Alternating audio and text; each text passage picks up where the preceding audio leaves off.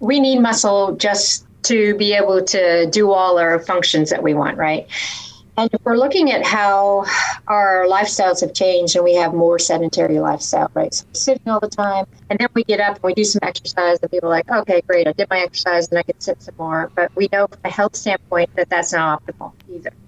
So if we have more range of motion, we have more muscle, and we can turn muscles on and like stimulate them, then we're being more metabolically active throughout the day. If we're being more metabolically active throughout the day, we have better blood glucose control. We have better blood vessel compliance. We have better capability of handling a heavy meal that we might not eat all the time, right? So there's more than just the body composition aspect. It's the active tissue and the signaling that skeletal muscle gives our body to be able to have better health outcomes. It's more than just your output, more than a bike. When you hear your shout out, you know it's all right. Put on your magic pants and let's go. We're cruising into the power zone. Clip in, set yourself free. Come on and take a ride with me. Know what you need to know and what's it all about. Everything you need, it's on the Clip Out.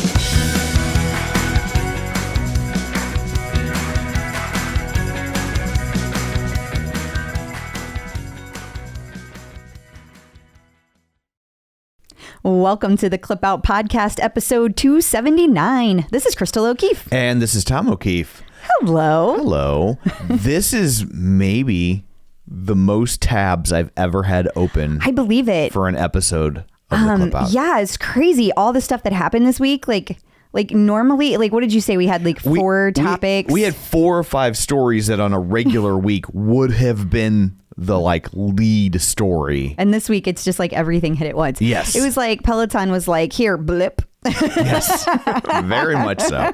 So it is a jam-packed episode. Yeah, so buckle up, kids. We got lots to talk about. Yes. So before we get to that, we should probably talk about, just real quick, thanking people who donated to Pedal for the Cause that you were participating in. Yes, I finally reached, my goal was very modest. It was $500, and I have reached the $500 goal, and people are still putting donations in, so I greatly appreciate that. Thank you so much, you guys, for donating, and it's a wonderful cause, and everybody here in St. Louis really appreciates it. Absolutely. And then also, I just thought we should address, because I really didn't know where to put it within the guts of the episode, so I thought we'd just talk about it right here. But Dr. Jen, our very own Dr. Jen, was on Real Housewives of Beverly Hills. So freaking cool. Yeah. And just so like for some of you to know that like she did like a teletherapy session, and she got permission to like post this like from the woman that she interviewed. And I just want to make sure everybody knows that. But also some people were like, is this scripted? Because obviously some reality TV can be scripted. Right. But Dr. Jen has this like really big rule. Like she's done her own reality TV, and she's like, no, I will not do scripted therapy. Yeah. That's not how I roll. So whatever you heard on there, that is Dr. Jen being Dr. Jen. And I will also say, if you watch Couples Therapy with Dr. Jen versus the other show that does something similar, you can really tell the difference. You can. In terms of what's kind of, which show is doing real stuff and which show is just kind of turned it into a game show practically. Definitely. Yeah. But it's really cool, and we're really happy for her. We love Dr. Jen, and we are so proud of her. It's really cool. Great exposure for her. So woohoo, go Dr. Jen.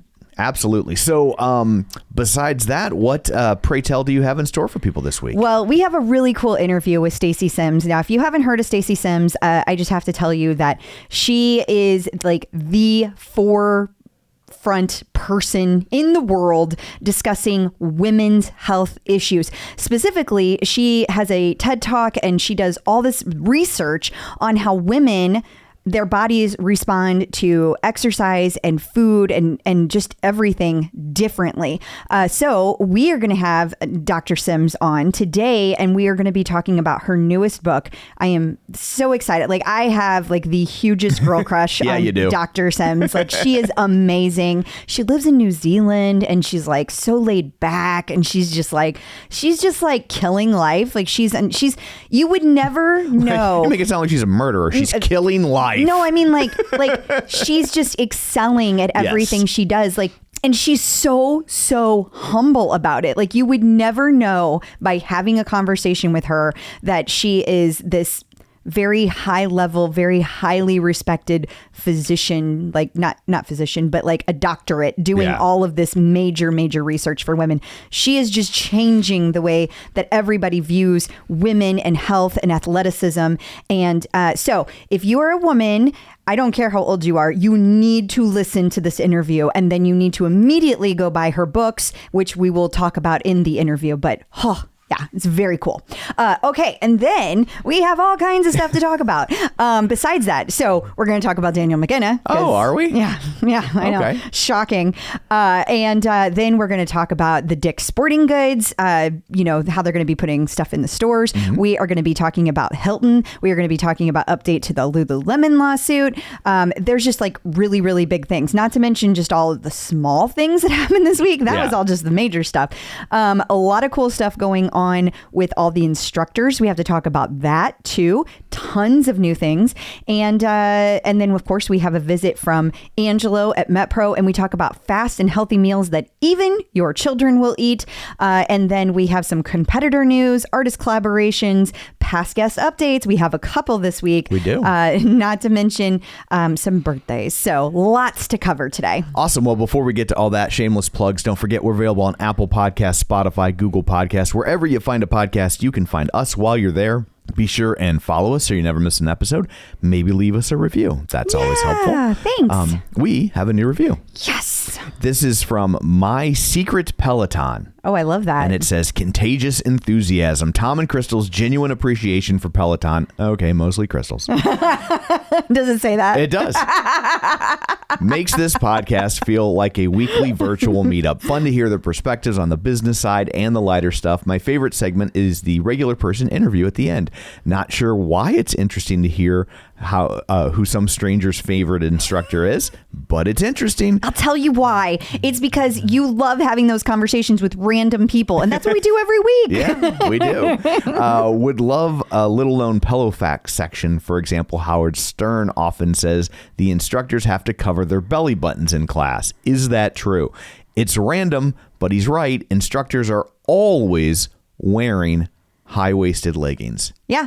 Never really thought about it, but it makes sense. Yeah, it does. Yeah, that's a good section to include. I like that. We may have to include that. Is that like the I Dream of Jeannie rule? I don't know. She wasn't allowed to show her belly button on TV. Yeah.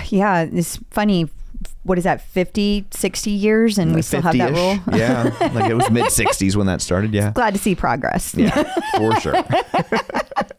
They can drop F-bombs, though. That's true. So, that is true. I love my F-bombs, especially my Jen Sherman F-bombs. Those get me through. I would love to see a Barbara Eden F-bomb. I bet you would. You have a big old crush on Barbara Eden. No, not really. No? Okay.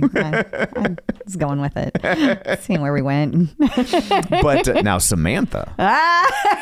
That's Bewitched. It's a whole different show. Yes. I loved Bewitched. That was a great show. Yeah.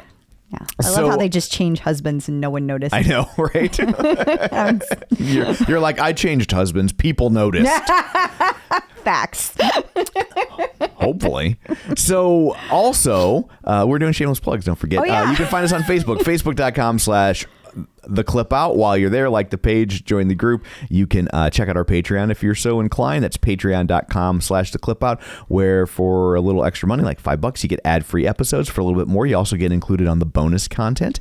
And finally, you can check out our YouTube channel, youtube.com/The Clip Out, where you can watch these episodes. And I know I said finally, but I'm a liar. We also have a newsletter at theclipout.com. We throw a lot of links at you, especially this week. This week is loaded up. Y'all don't have a newsletter. You need to get it this week. Yes. So you can sign up for that at theclipout.com and get all these links and things like that sent directly to your inbox. Easy peasy. So there's all that. Let's start a fist fight, shall we? All right, let's do it. Peloton in the news.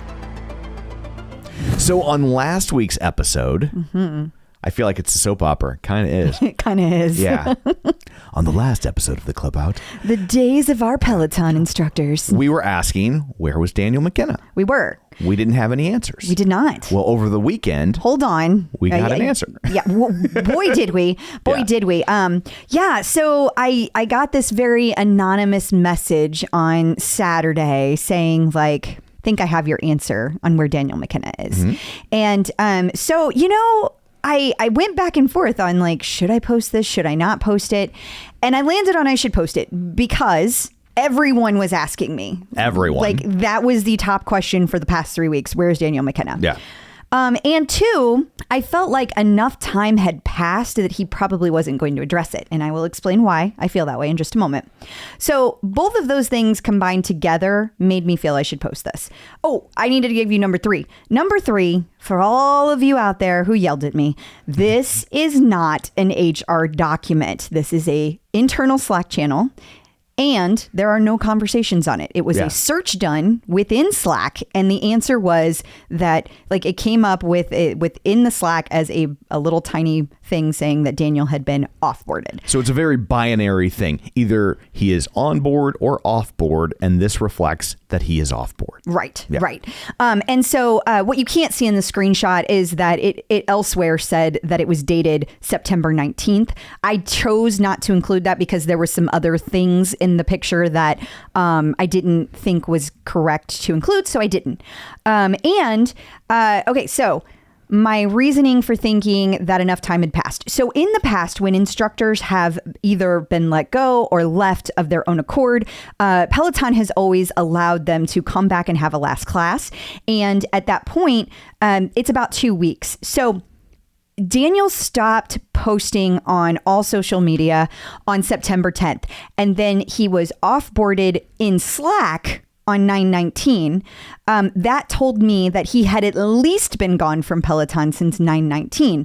Since this was October 3rd when I saw this, it kind of told me we had our answer and he was choosing not to ever come back and address it, which is his choice, like, totally. For sure. And just to be clear, it was October 1st when you saw it. Thank you. Thank you. Sorry. Yeah. But almost 2 full weeks since he had been offboarded within their system, which you think there might be a lag time there. I do, because it says low priority in the screen. So, like, Sure.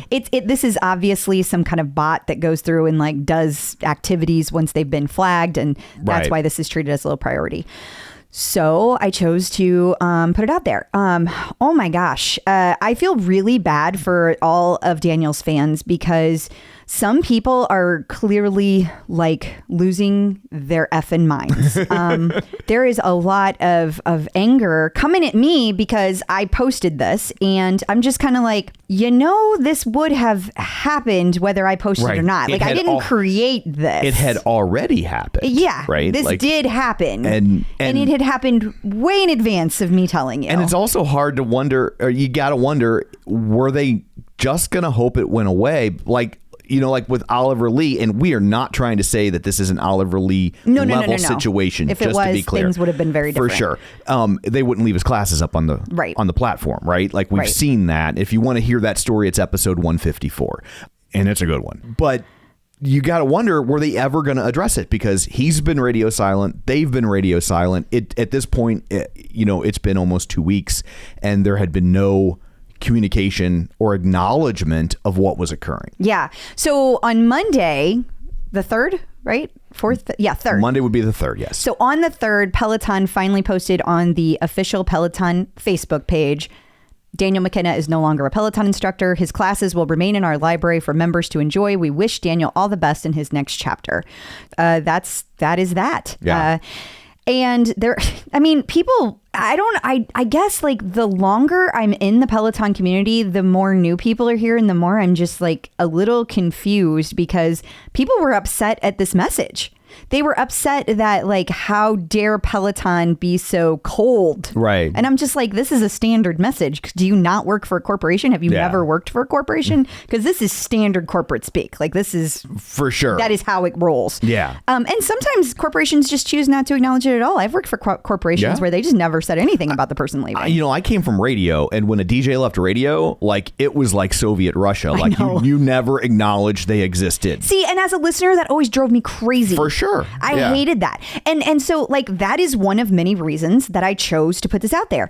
And I'm just going to go ahead and say, like, if people don't want to know secrets from Peloton before Peloton releases them, please get off my page. Yeah, like please do not listen to this podcast. That's literally what we do. It's what I've always done. Getting mad at us for telling you things before Peloton does. That's like canceling your subscription to Playboy because you saw titties. It really is. I mean, it really is. Like, I've never made any statement other than that. And to be clear, to me, like, if I had to make this decision today, even after all the shit I've taken the last 2 days, I would do it again in a heartbeat because I did the right thing. I did what I felt was right.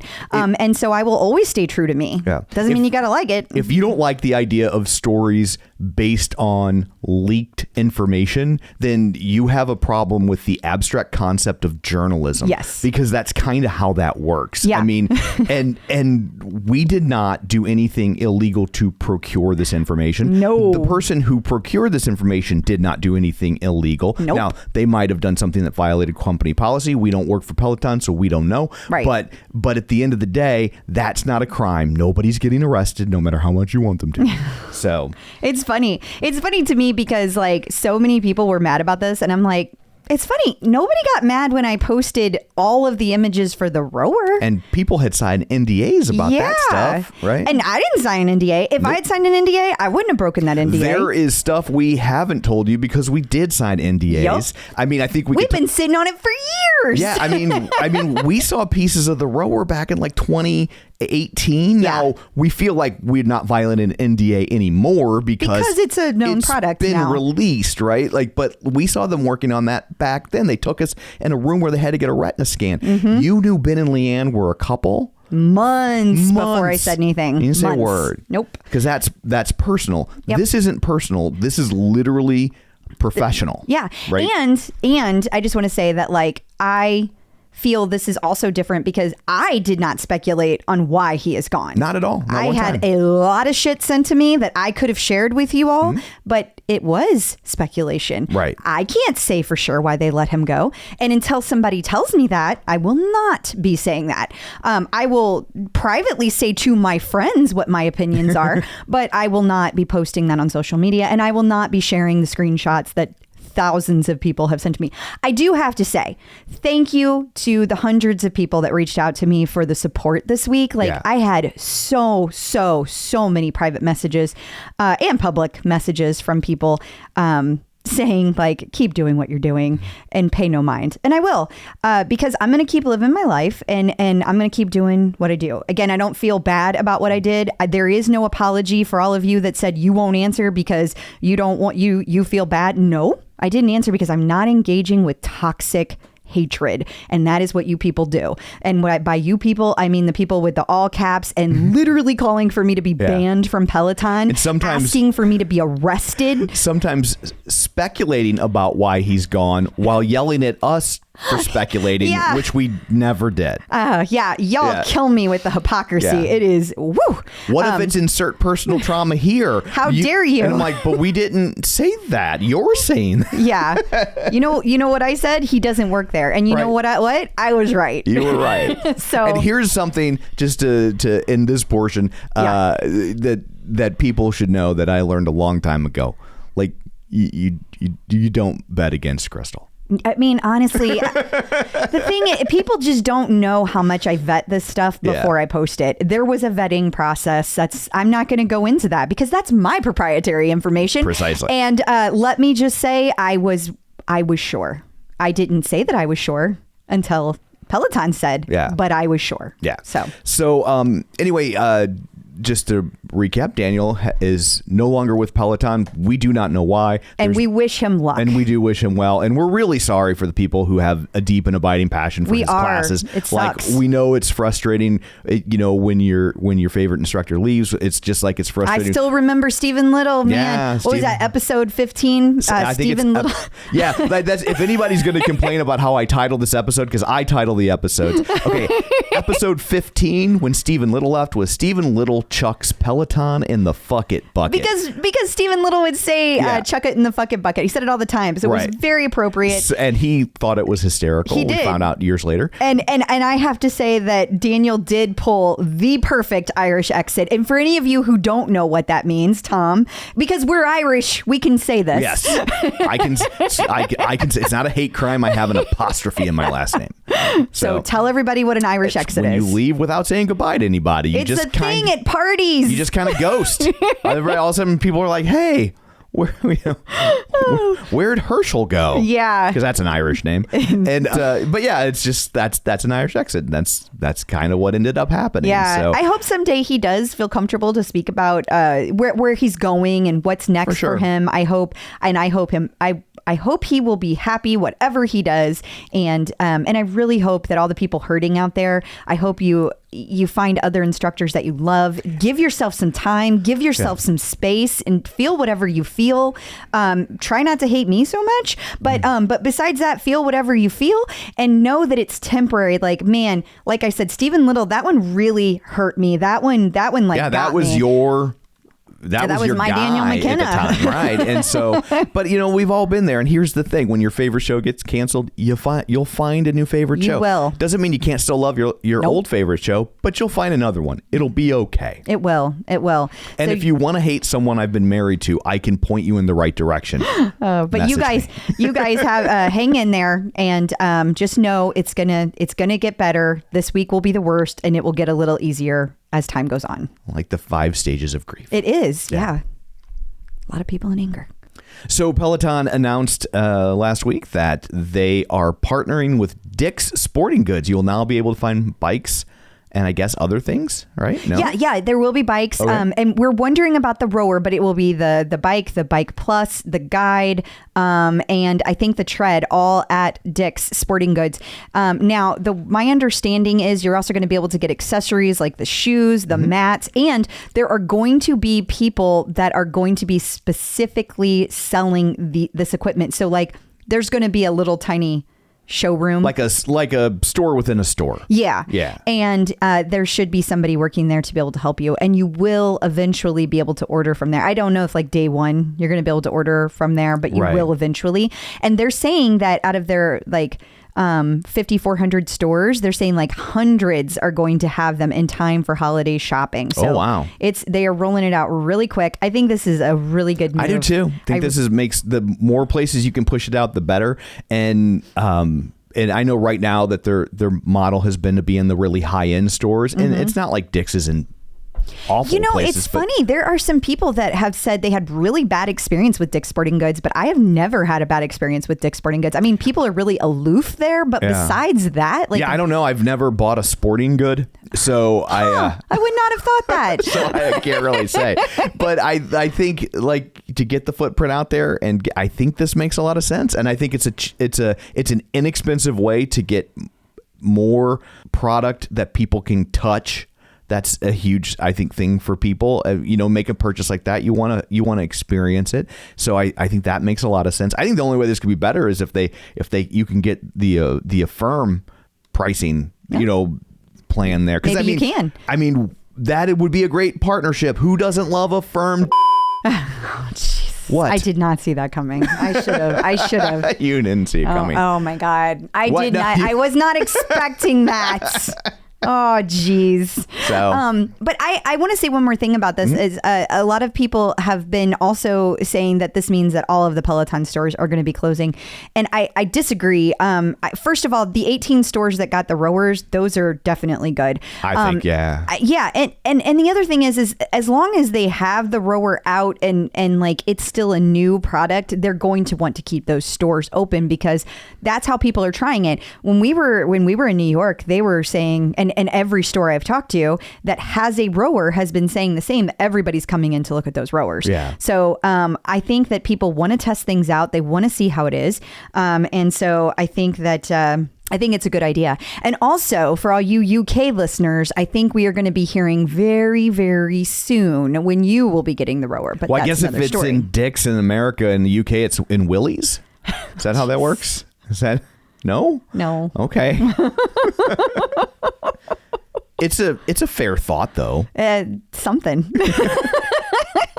And then speaking of partnerships, another major partnership was announced, and that Peloton will be putting bikes in every single Hilton hotel. I have to say, this made me like reconsider our banning of all Hilton properties. Yeah, because we've had our last two experiences with Hilton have been very down substandard. So, but beyond that, I think this is again a great move, because I mean, Foley used to even say that like when they had bikes in hotels, it's sold bikes. People would get on one and be like, I need this at home. End of story. Yep. And so I think this is great. It's also another way for people to experience Peloton in the wild and maybe come home and purchase one. I totally agree. This is not a bad thing. There's so many people that like hear Peloton and they're just like, whatever. And then they might be a business traveler or they're just traveling for whatever reason. They go into the gym and they're like, oh, I guess I'll try it. That's right here. Let me see what this is about. And then they try it and they're hooked because the content is what's amazing about Peloton. Absolutely. So,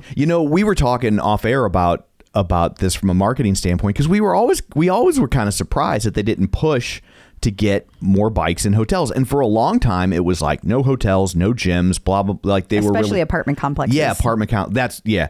And it just seemed like obvious low-hanging fruit. And it's like, it really makes me look back and question the marketing decisions of Peloton. Like I know this is a bitter pill to swallow, but like, did Peloton succeed in spite of their marketing department? Because there were so many things that seemed obvious that they would refuse to do, and that we would wonder, like, why aren't they doing that? But man, this company is just growing like leaps and bounds. So like, whatever it makes you question what you know about marketing. Yeah, because I'm just like, well, I'm just some rube in flyover country, so I guess they know some secret magic. They're in New York City, out of the box way to do it there, where they got all the tall buildings, and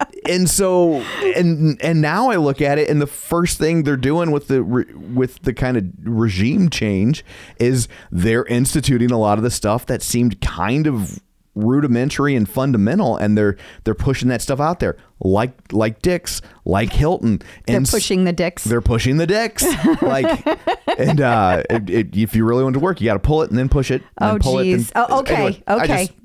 Woo. That's enough. Well, instruction manual. But seriously, like I really am wondering if their success was because the product was so good they couldn't screw it up, and then they reached a tipping point. Because like now they're doing all the stuff that, as a marketing guy, I've been sitting here for 4 or 5 years wondering why they hadn't been. It is interesting to see the evolution of things. It's like they were kind of, for whatever reason, above some of those things. Yeah. And whether they thought they were or they actually were, I don't know. Yeah. But it seems that now that has all changed. So Yeah.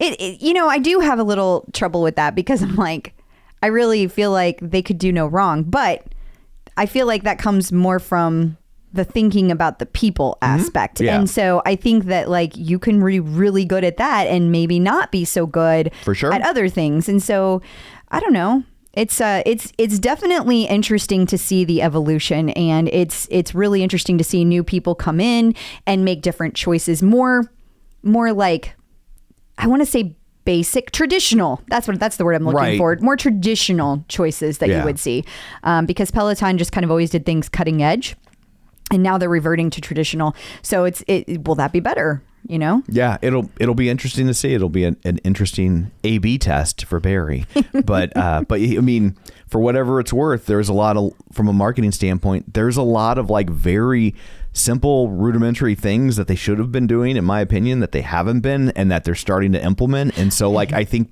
you got to think that could only help, right? I definitely do. Fingers crossed. I definitely crossed. do think that.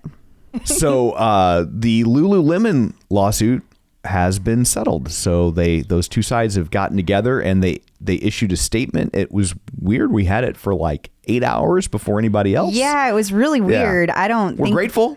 So grateful. No, I think that's part of the new brilliant marketing team over there. We are on board with you guys. Keep up the good work, Yes. marketing team and communications team. I think this was really the communications Gotcha. team. So I want to Well, make sure. hat tip. Yeah, I want to make sure we give them the proper credit. But yeah, they saw our article that we had posted that they had lost the lawsuit to Lululemon. And right after that, I mean, it had only been up for like 2 hours. They were like, we issued a statement. It has been settled. And we were like, sweet. And so it says, just without admissions of any kind in an effort to resolve the dispute, Peloton has agreed to phase out certain designs identified in the complaint by Lululemon. So. Yeah. And again, it's really interesting to hear people's responses to these things, because I just hear that as good news, and other people are like, so you were wrong the whole time. Like, I don't know. Well, it says without admission. I know. Yeah, but that's how these things are settled all the time. Like, we'll stop this thing, but not this other thing, and nobody admits any fault, and no money's changing hands. Thank you. It is a weird sounding like resolution, though. Yeah. Like, it does sound very like, yeah, we shouldn't have done that. But I also have to say, I once compared Lululemon Align to the Peloton pants whatever, I can't remember the name of the Peloton one is, but I literally compared them side by side, and I have to say there were no differences. Yeah, like none. The material was slightly different. But the actual design was the same. Yeah. So I don't know how that works, because it seems to me lots of companies sell the same things. I like that strappy bra. I'm like, there's like a billion companies of that. For I don't somebody that get doesn't it. come from that world, it's hard to tell, like, it is. When is it crossed the line, when is it not? But for whatever it's worth, it has been resolved. I'm very glad. Congrats to everybody involved. Maybe we can all get along now. Yes, but I doubt it. Yeah, probably not. In-store instructor meet and greets are back. Well, in the UK. Okay. So they haven't made it over to the US. But you got to think it's only a matter of time. I don't know. They seem to be very busy. So I don't know.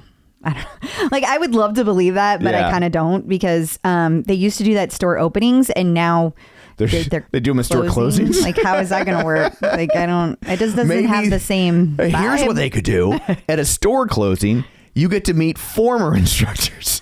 Like, here's Stephen Little, Daniel McKenna, Nicole Moline, Lisa Jennifer Nyron. Jacobs. I think this is the sort of marketing stuff that they hadn't been doing. Oh, yeah. I think that they probably won't. But anyway, over in the UK, they are having a really cool instructor meet and greet. And it is going to be, I can't see who this is. Jermaine Johnson and Jocelyn Thompson Rule. That is a very cool combo. And it's actually, so this will have happened before we air this episode, because it happens on October 6th. So for anybody that gets to go, if anybody gets to go, reach out. I'd love to hear how it went. But I am a huge fan of the UK tread instructors. They are so fun. I think Fields? That's what this place is I don't even try. I always get the UK things wrong, and then I get yelled at. I still can't say Covent Garden right. I'm going to get yelled at because I'm sure I said it wrong just now. Come on down to Saliva Town. I mean, we have no room to talk. We're in St. Louis. We've talked about some this weird things. Gravoy. But Spittle? I mean, okay. Yeah, let's not pick on them. October 10th through 12th, there will be a pause and reflect. And so, I am going to find a news story that nobody bitched about. I am going to good luck find with it. that. Okay, so this is for World Mental Health Day, and apparently that's not a good enough reason, and the instructors are all pausing too much, and this is a bunch of That's the general consensus. There are a few people that are excited about it and that think that, hey, it's great that our instructors get to have a day off. Not to mention the people behind the scenes get to take a day off. I will say something that came up today that I had not thought of before. People who have their birthday between October 10th and 12th never get to have a birthday ride, a live one. Like, they can take a birthday ride, but they won't ever get a birthday shout out. Right. Like, ever. And They've done this for the past 3 years. So for those of you that feel that this is new, it is absolutely not. And I don't know what else they're doing, but it's good to take a break. Like, I'm always happy to have a day off. So. They're just having the place fumigated, probably. I don't know, but I can't keep up with the classes, and I never take live classes anymore anyway, so it doesn't really affect me. But for those of you that do, I'm sorry. Put a reminder in your phone so when there's no classes on those days, you don't shit yourself. Yeah, and spread the word, because everybody's gonna be like, why are there no live classes today? That'll be on the OPP. Next up on the OPP will be like, can you please stop posting this? So Peloton got the full Simpsons treatment, not just in appearance, but a whole storyline. A whole episode. Yeah, this is really fun.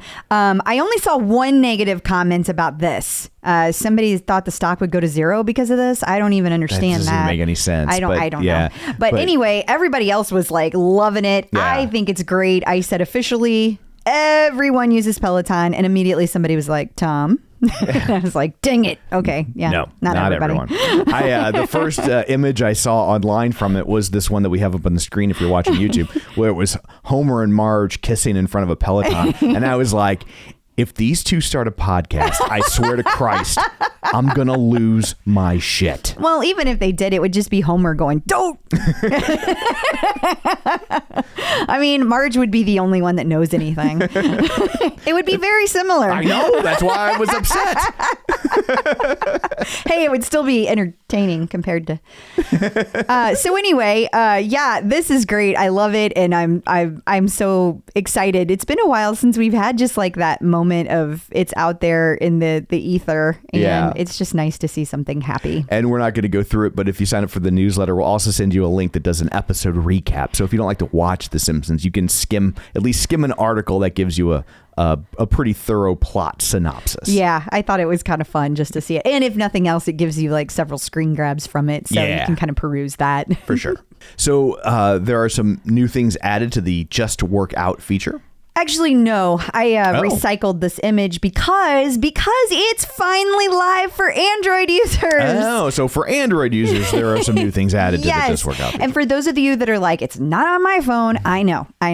It's rolling out slowly, but it is rolling out. So if you have an Android phone, you should be seeing it soon. So hang in there. Lots of really, really cool options for you. And I'm really glad to see that it is finally out there for Android. Really, for Android users, I know some of you don't know this, but that was pretty dang quick turnaround. So it used to be years. Years. And if you're still not seeing it, then get rid of your BlackBerry. The Independent, which is a newspaper in the UK, named Peloton the best fitness app. Yeah, which is really cool. Yeah. And they reminded all of us that this month you can get 60 days of access on the Peloton app for free. Now that's new members only, but very cool and great read. So check it out. Peloton UK posted that one. Also, the add to calendar feature has returned. Yes, this was posted in the Clip Out group, and I hadn't even noticed it. I can't even tell you the last time I used this. I had no idea it was back. So that is very cool. You can, if you book a class and you have it on your app, now you can save it to your calendar, like your Google or your Outlook. So that is very cool. That was a very handy feature. I bet. There is finally a new episode of On The Leaderboard. Yeah, it's crazy. This is episode 3, but episode 2 was like February? Like it was a long time ago. But at any rate, it's up, and this is Dennis Morton with Jesse James Decker. I believe she is a country artist, but I haven't listened to the radio in forever because now I work from home. Yeah, so you never drive it or anything. Never drive. So if I do drive at all, it's Spotify for like 5 minutes. Maybe On The Leaderboard's weird release schedule is like as a nod to the UK users, right? Because their TV seasons are like that. That is true. Seasons here, we're like, okay, we've got at least 13 episodes. Sometimes way more. Yeah, for years until streaming, it was like if a show had a new season, it was like 26 episodes, and then it took 3 months off, and it came back. I will never forget when we started watching Black Mirror. I was like, oh, cool, there's 2 seasons. What the hell is this? 4 episodes? I was so mad. I was so mad. Over there, they're like, like, this is the longest running show in Britain. It's been on the air for 57 years. Oh, how many episodes are there? 19. It's very different than how we do TV. Yeah, maybe. So I haven't gotten to watch this one yet, but you can listen anywhere you get podcasts. You can also watch these while you take classes, which is really nice. I have to say, I have really enjoyed the Ashton Kutcher series. So maybe this is the kind of the same for people. I don't know. I'll have to give it a try. So you put together an interesting little article. You were recently at the New York studio and went through booking your classes, and it can be like getting One Direction tickets or whatever the kids are listening to these days. I don't know what they're IBS, listening. they like the IBS, don't they? I don't think irritable bowel syndrome is what they like. BTS? No. I think BTS would be a BTK? thing. No, not No, BTK. No. So, so you were able to successfully get your classes. So you wrote a little article with tips on what you need to do to maximize your chances of getting into a live class. Yeah, I'm not going to go into it too in depth because we've talked about it before, but you can see this over on my Instagram or check it out on our blog over at theclipout.com. There are a couple things I will mention though. People have been asking, can you book for yourself and like a spouse or a friend? No. Do not do that. You each need to log in. Yes, I know it's practically impossible. I really do get that.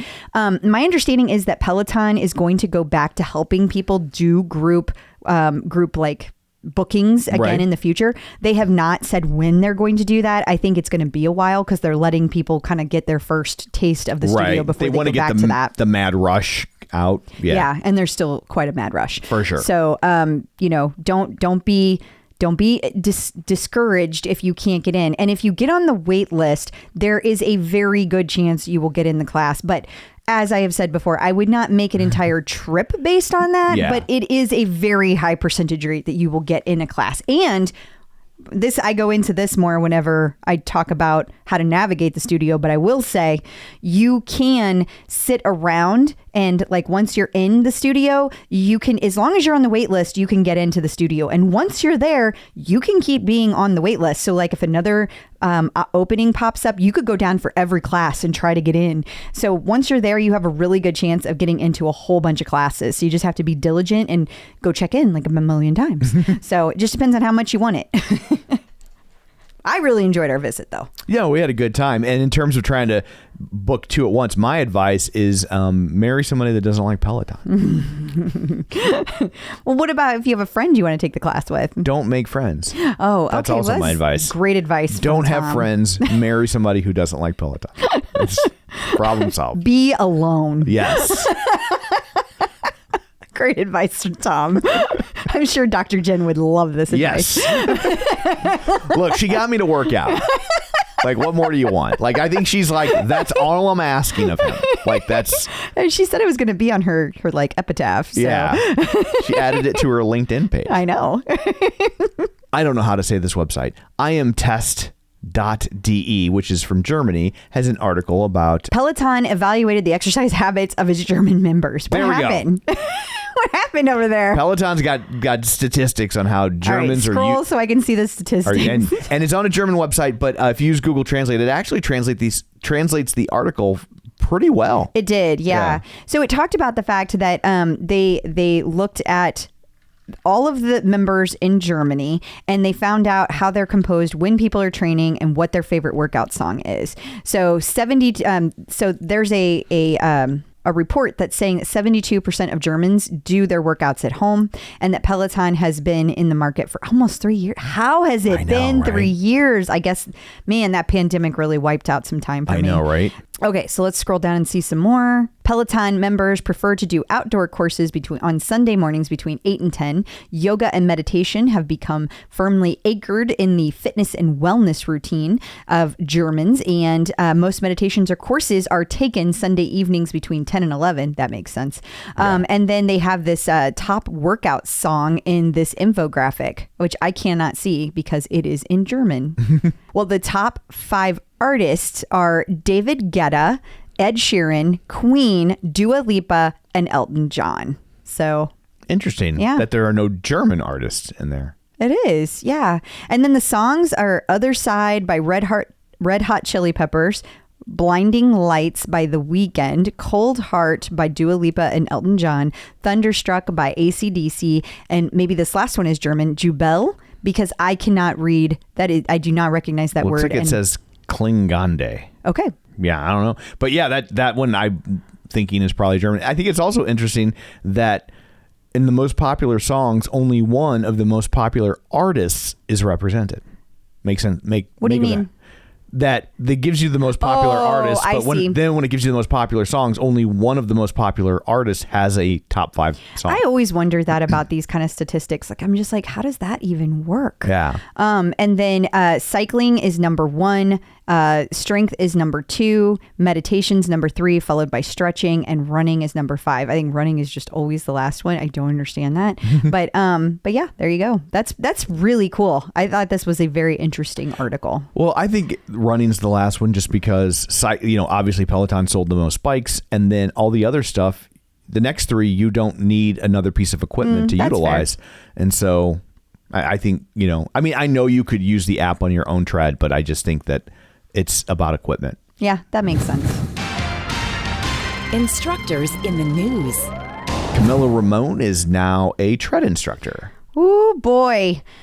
This was announced during her Bad Bunny 2-for-1 ride with Cody last weekend, and she's actually tonight, like in the next hour, doing her live run debut, and all the instructors are all over it. I'm so happy for her. I'm That's going to so be hard excited. Bunnies are fast. Mm-hmm. She's got to chase the bunny. How are you going to keep up with one of those? I don't know. Yeah. I bet she can do it though.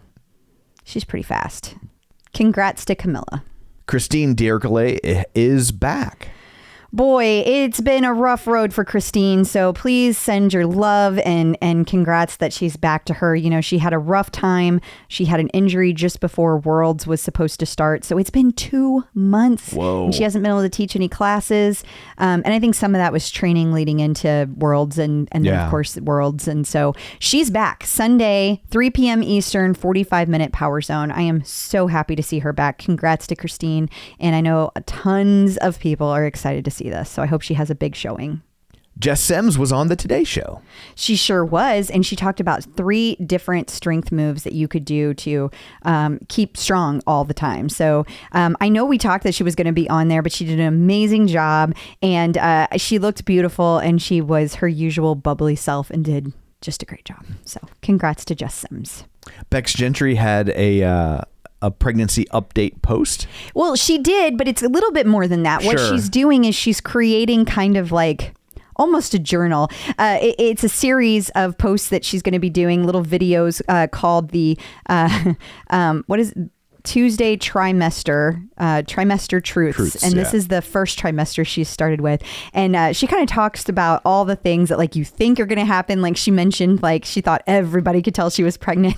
And now she thinks that's hilarious because of how big her belly has gotten. and then just kind of talking through like all the things you think or you think are going to happen. And it's totally different from that. She also came on afterwards and did another post and said, y'all are wrong. I'm not carrying twins.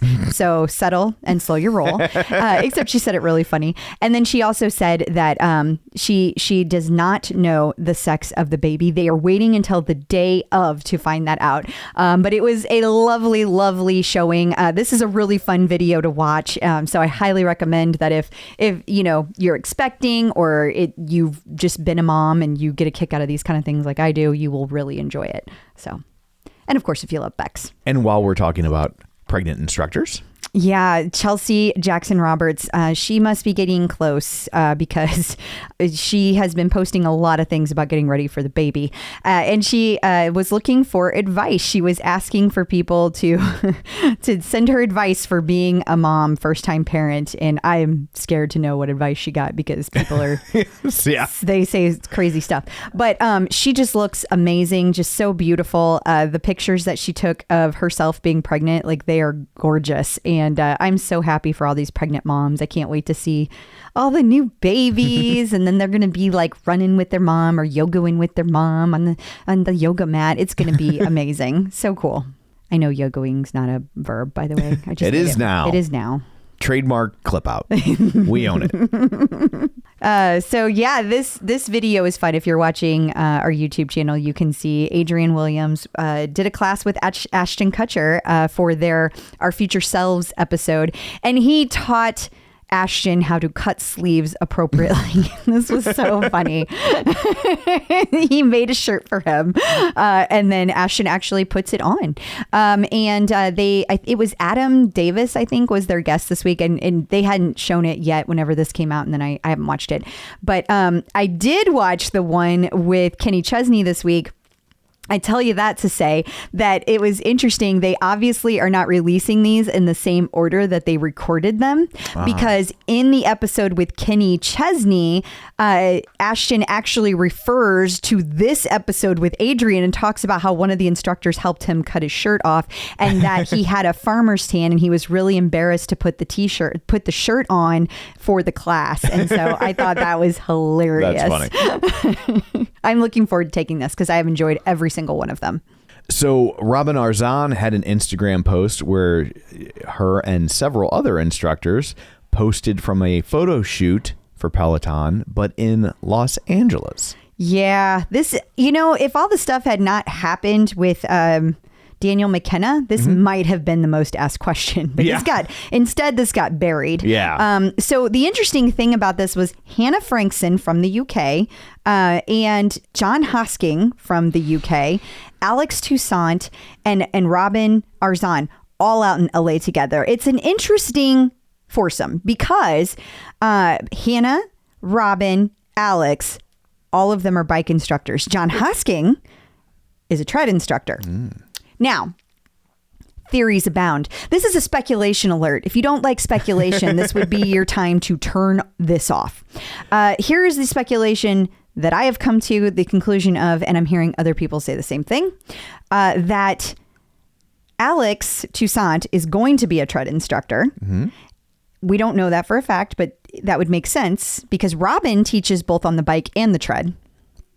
So maybe Alex is out there because he's like doing a photo shoot for becoming a tread instructor. John Hoskins is already a tread instructor, and maybe Hannah Frankson is about to become a tread instructor. Wouldn't that be interesting? I would actually love that because I've always wanted to take classes with Hannah Frankson, and I'm just not into the bike these days. So I would really love that because it would give me an opportunity to take some classes with her. So we will see. I don't know. Maybe it's something completely unrelated. Maybe it's something to do with the rower. Don't know. Time will tell. Watch this space. Logan Aldridge competed in Smile Farm's 7th annual golf outing. He did. And he was talking about the incredible work that they do, their mission. And he had a really good time out there. And I just thought, can you imagine just like showing up for one of these events and just like hanging out with Logan Aldridge for the day? You did. I know, but like if you were a golfer and you didn't expect him to be there, like how cool would that be? Well, but like if you're not a Peloton person, it wouldn't mean anything to you. Assume that you were a Peloton person and you showed up to golf for the day, and then Logan Aldridge was there. In an alternate timeline where I'm a Peloton person and I golf, I show up to a golf outing. Yes. And I see Logan. Exactly. Okay. Are you excited? Very. Cool. I think I'm taking back what I said about don't bet against Crystal. I hate this page so much. The Daily Mail. Yes. They have good articles, but like... all these gross ads. The ads are... Like, there's nothing wrong with the ads. No, it's just they're so everywhere messy. And they flash at you a lot. And it's like, it's just kind of sensory overload. Yeah, so, from like a layout standpoint, it's gross. Yeah, but they had an article about Peloton that spotlighted Leanne Hainsby. Yeah, and really it was just talking about her first experience in the UK studio. And we've talked about this before, so I'm not going to get into it again. But I just thought it was cool that like somebody was writing about this and that they were very excited to go take their first class in the studio in the UK. And, you know, they were a huge fan of Leanne, so they really enjoyed being able to take that class. And it's also interesting to me that they get to take their classes for £25 and we pay $35. Well, the exchange rate might make that. Oh, I thought it was the other way around. But well, I don't know. Like, it might be a situation where when that price was set. Oh, it kind of evened them out. I know the dollar's really strong right now, and so it's kind of a 1-to-1. But when they set that price, it probably wasn't. Okay. Well, that makes sense. Anyway, interesting. Shape Magazine talked to Callie Gullickson. Yep, and talked about her ultimate hack for staying active on the road. So while traveling, in other words. Yes. This is something that people ask about all the time. I know as a Met Pro coach, I get this question a lot. We talk about this. Tender. That'll keep you active. Not that kind of active. Okay. Or grinder. Like not trying to leave anybody out. But no, there's some really good tips in here. Just the tips. That Callie shares for staying active on the road. Pop Sugar talked to Kendall Toole about her must-haves. Yeah. So I guess this is so funny. From Air Jordans to a TikTok famous Tumblr. So I guess that she loves a famous Tumblr that has been made famous by TikTok. I don't know. Yeah, I don't know. I didn't read this one because I could care less. I read that and I was like, TikTok, Tumblr, I'm out. Yeah. I'm old. Although you have Air Jordans. Now. Yeah. Yeah. Yeah. There you go.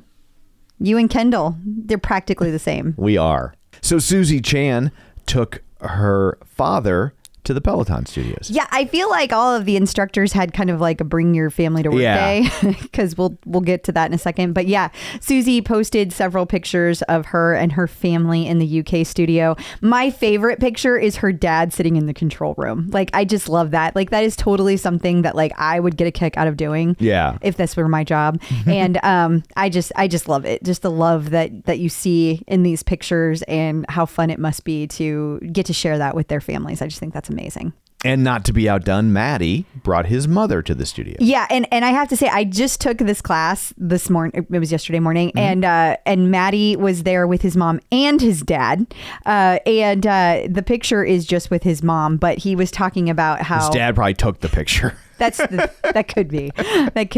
I actually got to meet Maddie's parents a million years ago back at the Christopher Street studio. It was when Maddie had just started as an instructor, and we were all there to like check out the new tread studio and everything. And we did a class with Maddie, and his mom was there and his dad was there, and they could not have been nicer people, just like the most wonderful. But they were both in this class, and Maddie was like telling family jokes and stories the entire time and just being Maddie. Yeah.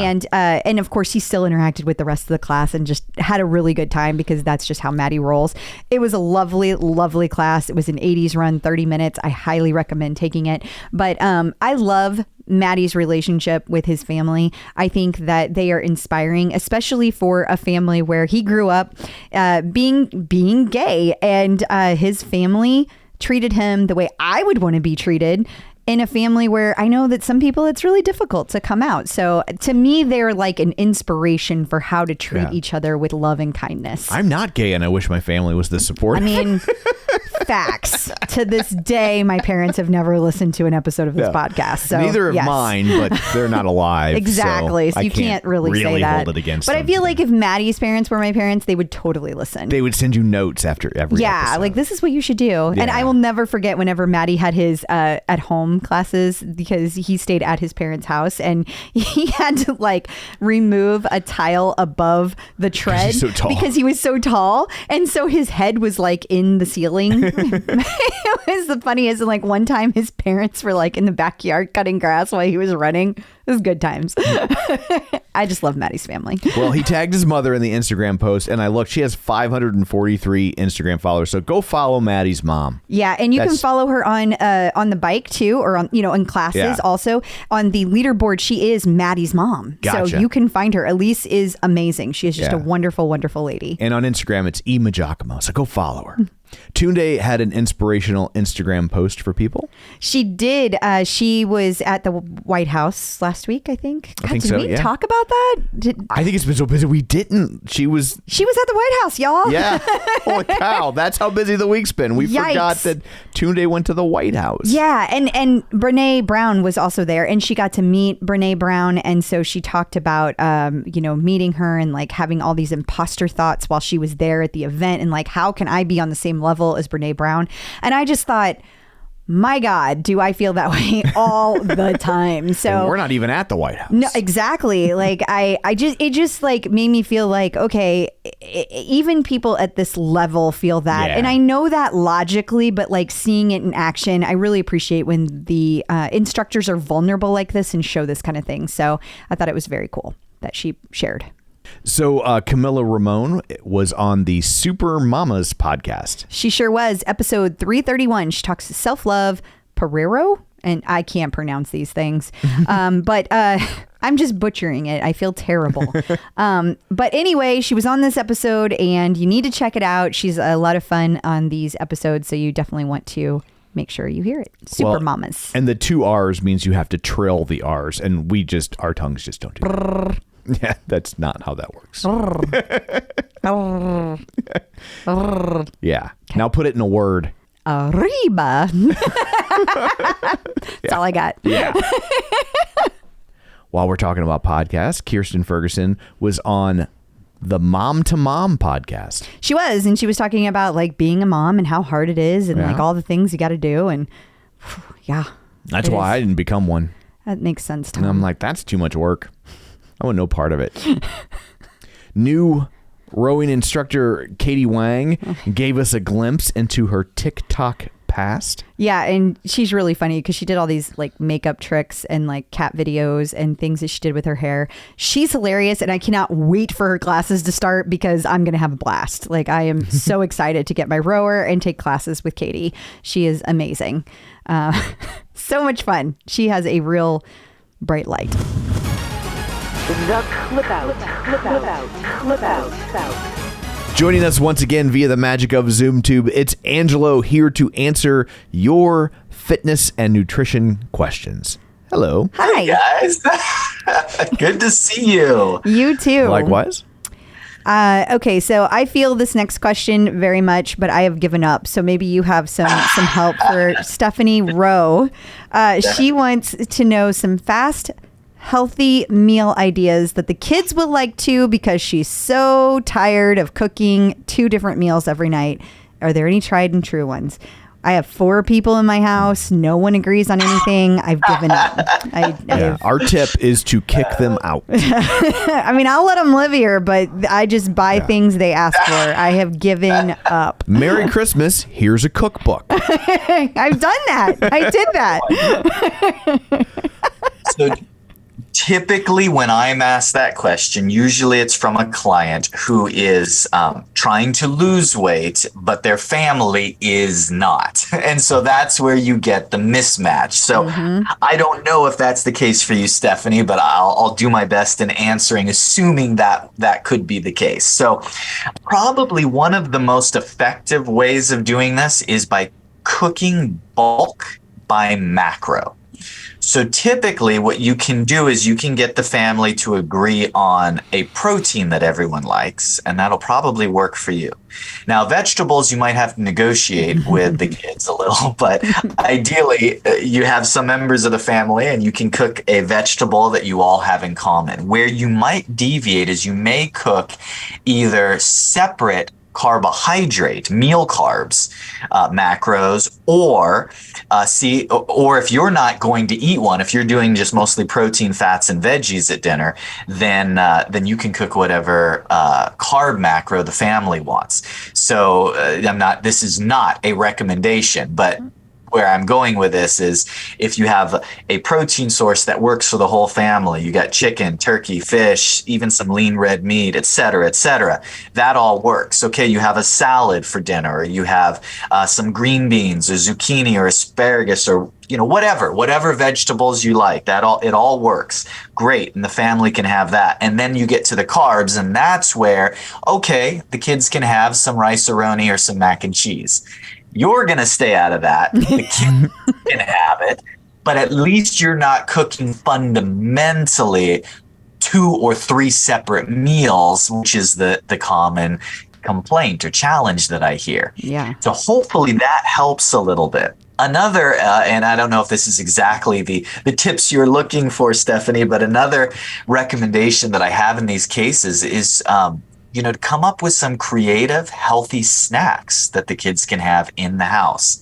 Because if you can find something they like, and it doesn't come out of a box, it doesn't have a wrapper on it, that's going to be good for the entire family. That'll work for you. It'll set a good precedence for them, because it's so easy to fall into the habits of the processed foods and the crackers and the cookies. And I'm not saying that nobody should ever have those balance, but kids are going to cultivate a value system around foods. And whenever you can introduce whole foods, quality eating, natural foods, as their nutritional culture, it's good. It's good. So some winners that I have found in that department, things like yogurt and berries.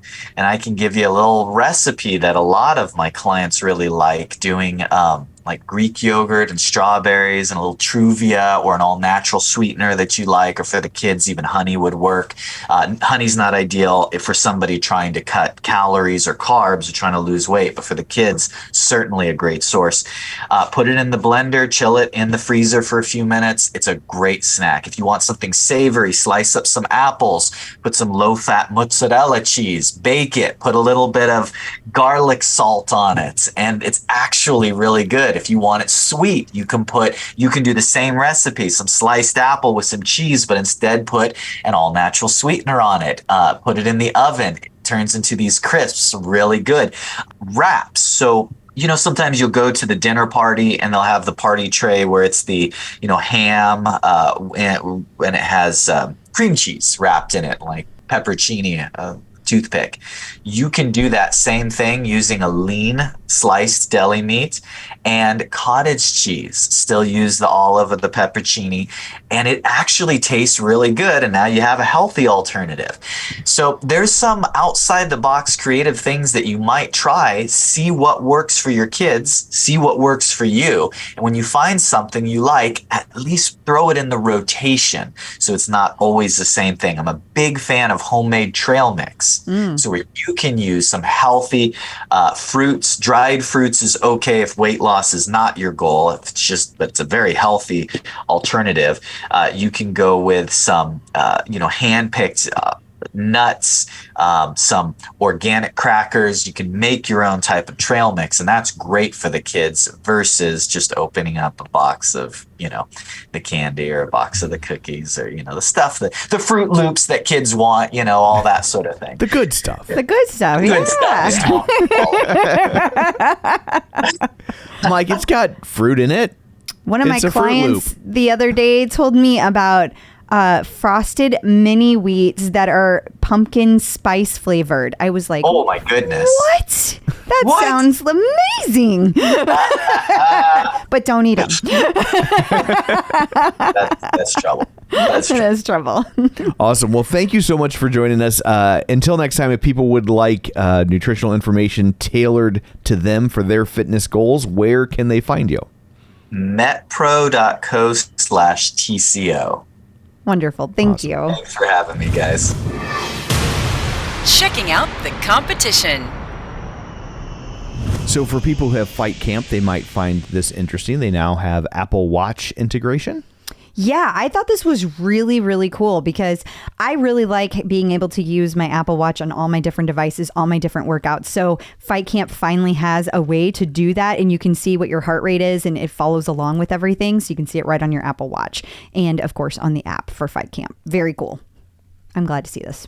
And while we're talking about Apple Watches, in relation to Whoop, apparently they've made some changes that makes a Whoop almost not necessary. Yeah, I'm doing some testing on this, okay? But apparently when the newest version of the Apple Watch software dropped, I think it's 9, they included this thing that's called AFib tracking. And so it's weird because it goes in and gets all these AFib measurements, but when it does that, it also does your heart rate variability measurements. Now, if you have a Whoop, you already know that means heart rate variability. For some of you out there, you may not know what the heck that means, and it's heart rate variability It's a long medical explanation, but basically people believe this metric allows you to see how recovered you are. Okay. If you want to know more about that, I am happy to explain to you off air. It's really long though. Anyway, so now that Apple Watch has the ability to track this, you have to go in and turn on the setting for AFibs, and you have to say, yes, I've been diagnosed with an AFib event in my past, which is kind of weird to me. Yeah. But once you've done that, now you're going to get these measurements all the time. And once you do that, you can use one of these other apps listed on the screen. So you've got Athletic app, Training Today, Gentler Streak, Chipper, Workout Doors, Health Fit, or what does that last one say? Atlon. So the interesting thing is that I've already used Training Today, and I don't use that app. But Athletic, this one is fascinating. I have been testing it for 2 days now. And if you go in and pull out your HRV readings out of Apple during the day, it makes your Whoop and your Apple Watch the exact same recovery rate. Fascinating, because it's using your HRV readings. Now, see, Whoop only uses your settings at night, and it's a more valuable reading. If you are, but the thing is you got to go in and manually do it. So right now, I'm not sure if that's worth it, because it can dramatically change the results if you leave in your daytime ones and you have to manually remove them. My guess is at some point Apple will update this so that there's going to be some kind of way you can say, only look at my nighttime readings between this time and this time. But for now, you have to manually do it. It's very interesting, given how expensive Whoop is per month. Right. I think that this is something to keep an eye on. So I wanted to let people know about it, because right now I got one of each. And this could be the beginning of goodbye for my Whoop. We will see. Stay tuned. Peloton artist collaboration. We referenced this earlier, but there's a new artist series, as there almost always is, and this time it features Bad Bunny. Yeah, and this is actually not the first time. I was going to say, I thought there had been a Bad Bunny one before. So, yeah, okay. They were like, you guys can't get enough of it, so here's another one. And of course, that was the opportunity that was used to announce that Camila is going to be teaching on the tread, and then tonight is another Bad Bunny run. So very, very cool. I love that, and it's very appropriate for Latin Heritage Month. Are we still in Latin Heritage Month?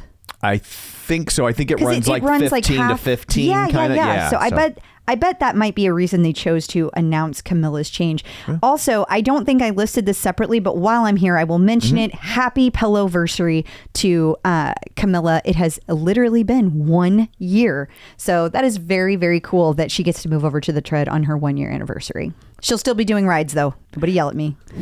Past guest update. So our first update is from Chrissy Blackwood. It's been so long since we had Chrissy Blackwood on. She has always been an inspiration to me because she just picked up and just started doing stuff. She had never been super athletic, and then she just started I will now be an Iron Man, and then she just went and did it. She is a true badass. Anyway, she's been working on her marathon journey for a while, and she wanted to do all of the worlds, all the majors, and she completed them this weekend. She did 3 in a row. It was Germany, London, and another one, and she did them all back to back. And now she's done, and she's retired from marathons, and you can find her at Dairy Queen. And I just wanted to say a huge congratulations to her for doing this, and thank you for inspiring me. I know without Chrissy and without Chris Gallant and Tracy Paulson and that whole crew, I never would have become a runner. So thank you to you guys. And speaking of past guests and running, CJ Albertson, he is aiming to reclaim his 50K world record this weekend. And I hope that all of you will be cheering him on. I hope that he makes it. I am super excited for him. The dude is fast. He's so freaking fast. I have never seen anybody on his easy day needing a faster treadmill. He did an entire marathon, and he could have done it faster than the actual tread will go. It's my brain hurts when I think of that. Yeah. It's crazy. So good luck to you, CJ. You are an amazing inspiration as well, and go kick their ass. So cool. In case you missed it. There is a Peloton apparel team up with Spiritual Gangster. Yeah. And so it's Spiritual Gangster and it's Kindle Tool and it's also Peloton. And I think we talked about this before, but it like officially came out. And I only got one outfit, not all three of them. You're welcome, Tom. And it was really cool because the reason I wanted to show this video that's on here right now, if you're watching YouTube, is because Kendall, during her class, Peloton gave away beanies for everybody in the whole class. So everybody got a knockout beanie. How fun is that? And then they shared it on Peloton Apparel IG. The Very image, cool. They didn't share a beanie. No. That would be gross. Oh, no. Yeah. No. Your hair would get COVID. And Ben Aldis has an October challenge for you. He does. And through the entire month of October, he has ways for you to get stronger. It's a 4-week cross-training challenge. So there's cycling, strength, and stretching. Very good, Ben. I'm glad you got that stretching in there. Mm-hmm. So he's got workouts for you to do all month long. And of course, it's not an official Peloton one. This is just a Ben Aldis one. He's got each day what you should be doing. I love it. Like day 3, cycle and upper body. Day 4, cycle and full body. It's great. It's perfectly evened out so that if you follow along, you're going to get a great workout head to toe. Peloton birthdays. So we missed one last week. We did. Nico Serrani. Yeah. Sorry, Nico. That was October 3rd. Happy birthday to Nico. Yes. And send her a belated birthday, guys, if you haven't. And then coming up this week, Kira Michelle. Yes. Happy birthday to Kira. And that will be on October 10th. It will. And you know what? The don't forget, the studio is going to be closed. There will be no classes. So make sure that you reach out to Kira on social media and tell her happy birthday. She gets her birthday off every year, I guess. I guess so. Checking in with the Peloton community. Joining us today via the magic of ZoomTube is Dr. Stacy Sims. She is a forward-thinking international exercise physiologist and nutrition scientist who aims to revolutionize exercise, nutrition, and performance for women. She has directed research programs at Stanford, AUT University, and the University of Waikato, focusing on female health and performance and pushing the dogma to improve research on all women. Dr. Sims is the author of the 2016 best-selling book, Roar: How to Match Your Food and Fitness to Your Unique Female Physiology for Optimum Performance, Great Health, and a Strong Lean Body for Life. And her latest book, Next Level: Your Guide to Kicking Ass, Feeling Great, and Crushing Goals, except they don't drop the G's, through menopause and beyond. It's Stacy Sims. Hello, how's it going? Hi, it's going well, thanks. That's a lot. How are you guys? It is a lot. That's one of those intros by the end. I'm like, well, thanks for joining us. She's done That's a lot. all the You've time done we a have. lot. You've I know, done I'm like, who is that person? Yeah. Sometimes I hear that and I'm like, oh, I must be old. Oh, I was thinking wise, but I guess maybe that's. Okay, I'll take wise. That works for me. But you know, it's really exciting. I know there's probably people out there who have not had a chance to read your books yet, and I highly recommend that they do because it's life-changing, in my opinion. I have learned so much from reading your books, and I thought that it would be kind of fun to have a conversation about what we as Peloton users could do to kind of optimize our weight loss given the Peloton offering. So I know it's a very broad subject, but that's what I was thinking we could talk about today. So kind of having said that, is there a place that we should start kind of in the journey? Like, should we kind of, I mean, do you know all of the different things Peloton has now? Because it's grown so much. Yeah, I know it's grown so much. I know some of it, but not all of it. Okay. I can do the general, like, you know, you have the HIIT programs and the sit, and you have some of the lifting that goes with the cycling and stuff. So, yeah. But if there's anything really, really specific, then I'm going to ask, can you explain? Yes, to you guys? absolutely. Oh, she can. I can. That's fair. Yeah.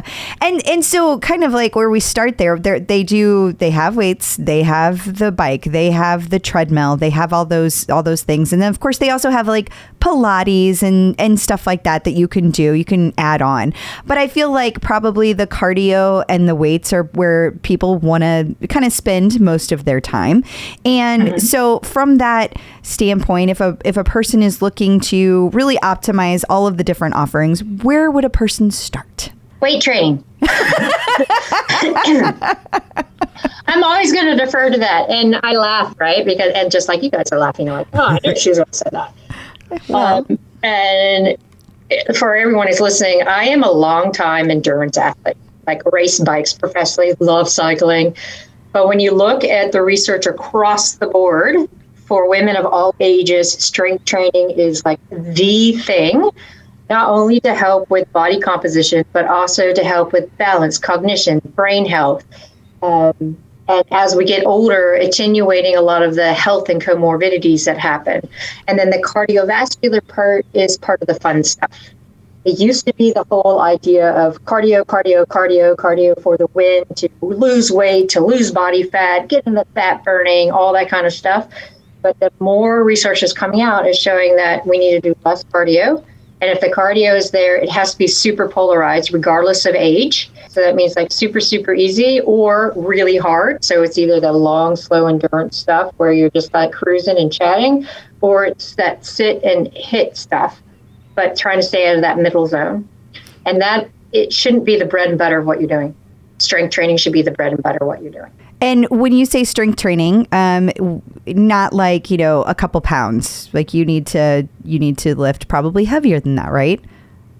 Depends on where you are in your strength journey, right? So if you're just starting, it can be body weight. It can be a couple of pounds. The younger you are, the more repetitions that you can do, because your body is like, okay, yep, I can do higher reps. Although we know from a physiological standpoint that higher loads and lower reps is better for women across the board, especially as you get older. So I always recommend women to figure out where they are in their strength and mobility journey. Let's work within those confines to get our bodies moving well, to understand what full range of motion is within load. It can be very light load to start. And if you're younger, we're working with light load and more repetitions. And then as we start to get into our 40s and beyond, it's heavier load and less repetition. Yeah. It's kind of counterintuitive. I mean, to what we've been told our whole life. I mean, I guess as we've learned our whole lives. So, I mean, whenever you were researching this, like what are the key, how are you finding this? And I'm very high level. I don't mean like at a high level. Yeah. Part of it is, part of it is the connections that you have when you get into academia, and you all kind of get in and start to know each other and try to collaborate. So when I got into academia and started getting more into research positions, it's like, who do you collaborate with? And you have the opportunity to meet people at different universities. And now that we're all in a senior level, I look, I'm like, Brad Schoenfeld, he's one of my friends and colleagues, and he's the hypertrophy and muscle guy. So he's doing really in-depth research on strength training.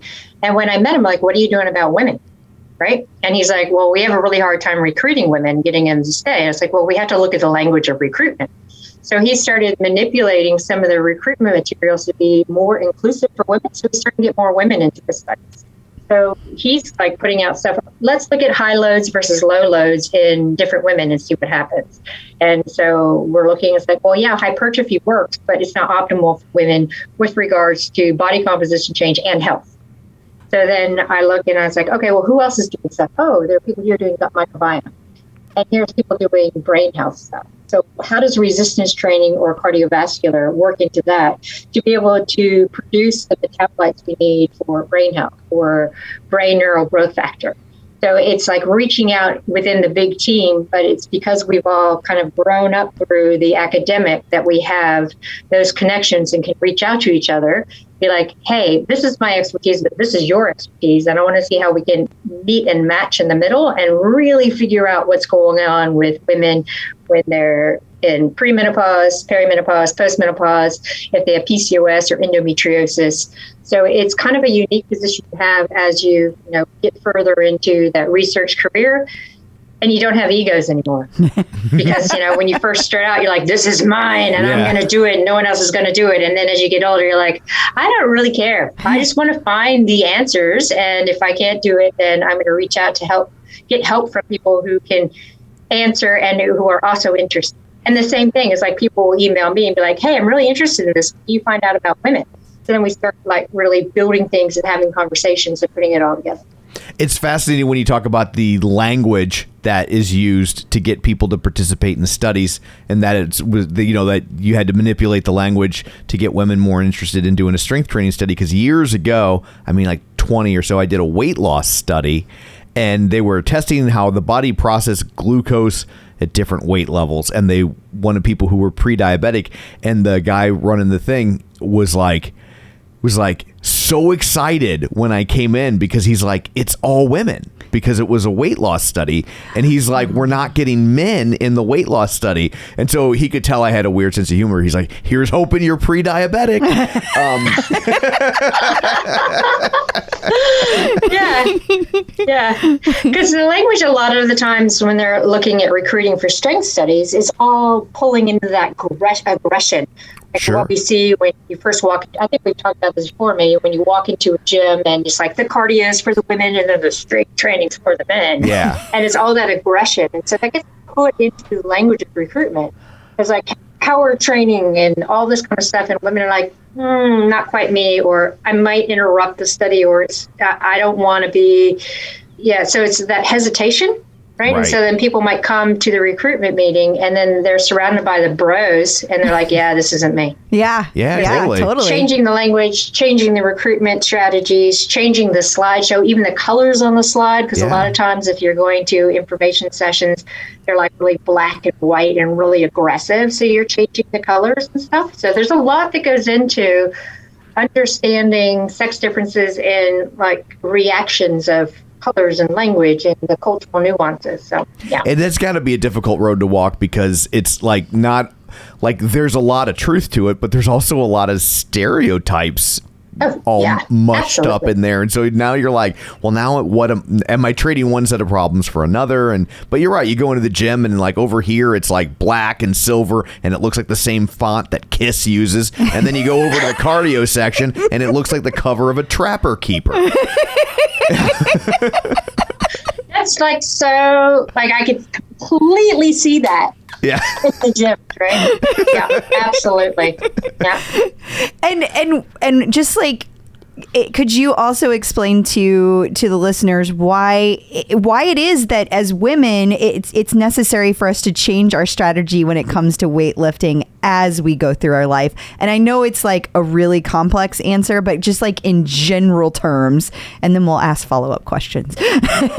Yeah, in more general terms, we need muscle just to be able to do all our functions that we want, right? And if we're looking at how our lifestyles have changed and we have more sedentary lifestyle, right? So we're sitting all the time, and then we get up and we do some exercise, and people are like, okay, great, I did my exercise and I can sit some more. But we know from a health standpoint that that's not optimal either. So if we have more range of motion, we have more muscle, and we can turn muscles on and like stimulate them, then we're being more metabolically active throughout the day. If we're being more metabolically active throughout the day, we have better blood glucose control. We have better blood vessel compliance. We have better capability of handling a heavy meal that we might not eat all the time, right? So there's more than just the body composition aspect. It's the active tissue and the signaling that skeletal muscle gives our body to be able to have better health outcomes. So when we're looking at across the board why we need this, it's like there's the focus on weight loss and weight on the scale, which we should do. We should be not focused on what is the weight on the scale, because if you were to go to the moon, it would be different than what it would be on Mars, which would be different than what is on the state or in the US, right? Or even down here in New Zealand, wherever, right? And it's not an accurate measurement of body composition. So we want to be strong so that we can have a long life of injury-free and really good health outcomes.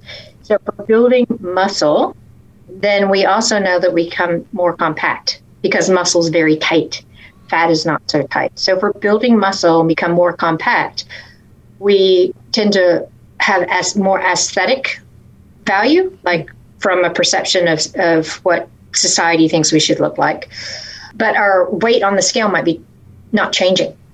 So we have to not focus on that. We have to focus on body composition, how we feel, how our health outcomes are, what kind of blood pressure we have, what kind of blood glucose tolerance we have. So all these things. But the biggest thing is when you do strength training, you also get an endorphin release, which you get with cardiovascular, but you don't get a subsequent cortisol increase. So if we have a lot of cortisol that's increasing after our moderate intensity cardio, then we end up with a signaling to break down more lean mass and store body fat. But if we're doing strength training, then we get the benefit of the signal to build lean mass, not store body fat, and we also get that endorphin release. So it's the same as if we were to do that high intensity cardio, we still get that same response. We'll get cortisol release. We have a subsequent growth hormone response after. So we're looking at across the board, across the ages. Like I said, it's like the bread and butter of everything for long-term health outcomes as well as aesthetics is that strength. Wow. And that's why it's also, so whenever you say women need to do heavier as they get older, so like if they're in their 20s, that might look like a very different weightlifting session than somebody in their 50s or somebody in their 60s. Absolutely. And so does that have to do with the way that the muscles and the cortisol respond as well? Somewhat, but it has to do with hormone perturbations. So if we're looking at estradiol or estrogen, which is the women's testosterone, as we get older, it starts to flatline and kind of taper off. And when that happens, we have to find some external stress to then tell our body, hey, we need to still adapt to strength training because we end up with less anabolic stimulus, so less signaling to build lean mass. We also have less signaling for muscle contraction and having a really strong contraction for power. So we need to look at lifting heavy because that lifting heavy stimulates the muscle cell to its integrity and to stimulate the nervous system to create a really strong contraction. Whereas estrogen used to do that. So when we start to lose it, we have to lift heavier in order to get adaptations and responses to keep building and performing and reaching our performance potential. And do men have a similar change as they age? No, men age in a linear fashion because testosterone in itself is, what everyone thinks about as being the aggression building lean mass. And it slowly declines with age. But for women, we have a discernible drop off when we hit peri and postmenopause. So in that late 40s, early 50s, it's completely different hormone milieu than what men have with the slow decrease in testosterone. So what happens with women in their late 40s, early 50s is it's sort of equivalent to what's happening to men in the late 60s, early 70s with regards to the stimulus for mass. So this is why I say as women start to get out of their reproductive years and getting into more irregular menstrual cycles into flatlining, we have to progressively switch up the kind of resistance training that we're doing. Okay. And since, so people that are doing weights on Peloton, they should be looking for programming that is lifting heavy and has lower reps if that's their goal as they're aging for women. Yeah. Okay. Yeah. And they can also modify the program as they go, right? So say you love a coach and the coach is like, yep, we're doing a higher rep session and you love the session and maybe you are doing buddy sessions, right? You dial in and you're doing the same session as your buddy. It doesn't mean you have to do the high reps. You can pick a heavier load and do half of what the reps are. So you can modify those sessions for you, but you're still participating in that particular coach's class. I love that. Yeah. So do you have any sort of math or metric formula that a woman could use to figure out how much she should increase the weight versus how many reps she should add? We look at what kind of programming she's doing. So if she is more akin to doing higher reps, right? So we look at a 70% of a 1 rep max, which is really hard to figure out. So if we're looking at a 10 to 15 set, a rep set, then by that 15th one, you should definitely be fatigued because you should be working to fatigue. And as you get into more power training, as you get older, we're looking at that 0 to 6 rep range. By the 6th rep on the 3rd set, you can't do it. You're fatigued. The goal for us as women is to work to fatigue, whether it's higher reps or lower reps. Because we need that fatigue. We're to totally deplete the signaling for muscle contraction from a central nervous system standpoint, but also to completely deplete from a fueling standpoint. So it's a really strong signal for the muscle to adapt to that stress. I think that's just fascinating. Yeah. Think of all the time you save. I know. I know. It's like you get to do less. Yeah. And when it Well, comes, you're not doing less though, right? Like that's. But I mean, for You're real, being more like efficient. right? Yes. Like I'm not even trying to give you trouble. Like it's like, but that's the mindset that I think sometimes stops people from doing it because they're like, well, but it's less, so it can't be effective. I meant literally less number of lifting, but yes, you're absolutely right. Yeah. I mean, you're actually going harder because you're lifting the max. Yeah. So that's true. Yeah. And when So I'm starting a new program today for lower body strength. Oh. It's an 8-week program my friend gave me. And I was like, look, I love lifting, but I don't want to spend an hour or more. Like, I just don't have it. She's like, don't worry. This program is 2 to 3 times a week, 20-minute sessions. And I looked at it and was like, holy, it's going to be hard. But that's I'm like, sweet. I asked for that. But if you do it right, 20 minutes, completely taxed out, and your body's going to respond well. So Yeah. now I do have a question there because I've been playing around with different sets and things like that. When it comes to weightlifting, there are obviously moves that you can do, and some of them are in your book. You have them listed out, like these are the kind of moves you can do. But if you're trying to follow along with a program, and let's say the trainer is doing, I don't know, bicep curls and tricep kickbacks, but you're also doing squats and lunges with your weights, weighted lunges.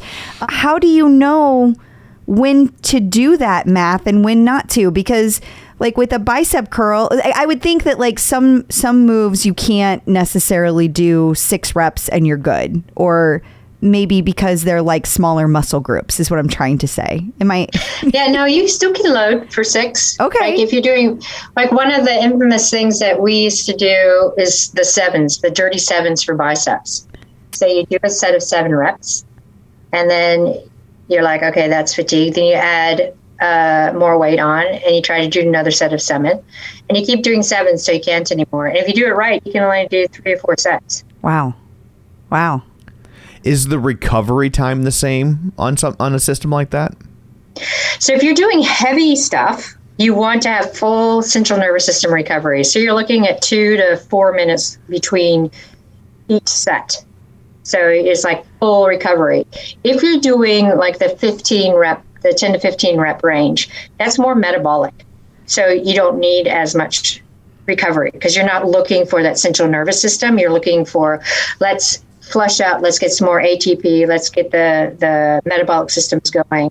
Because the goal there is to really metabolically tax the muscle so that when it gets completely depleted, the signal is, okay, we need to split the muscle fiber and jam more stuff in it so that we have more available fuel to encounter that stress again.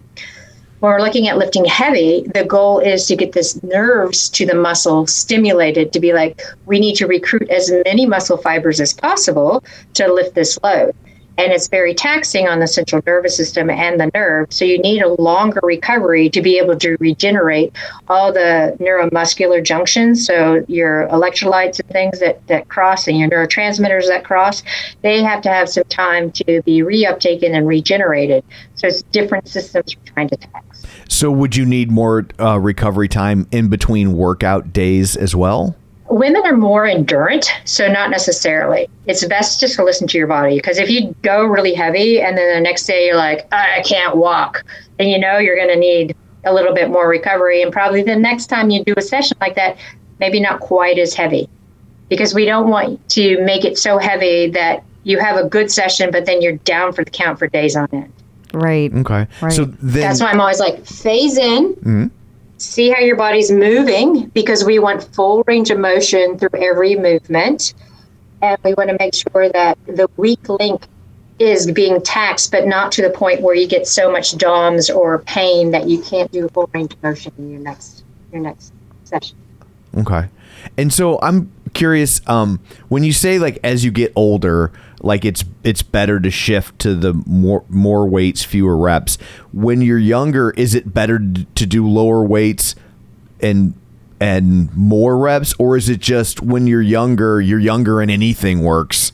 Yeah, when you're younger, your body's more resilient and it can bounce back a lot faster, and you don't need as much of the signaling for central nervous system because the nervous system is really firing. It's like boom, boom, boom, ready to go. When you're younger, it's really good to do undulating periodization. So you do a block of higher reps, lower weight, and then you do a block of lower rep, higher weight. So you're just kind of periodizing every 3 to 4 weeks, you're changing it up. Gotcha. Because your body likes change. It doesn't like to get used to one thing. And as you get old, you don't like change anymore. Like we see No, that. when you get older, you don't like change, full stop. Yeah. Right? Yeah.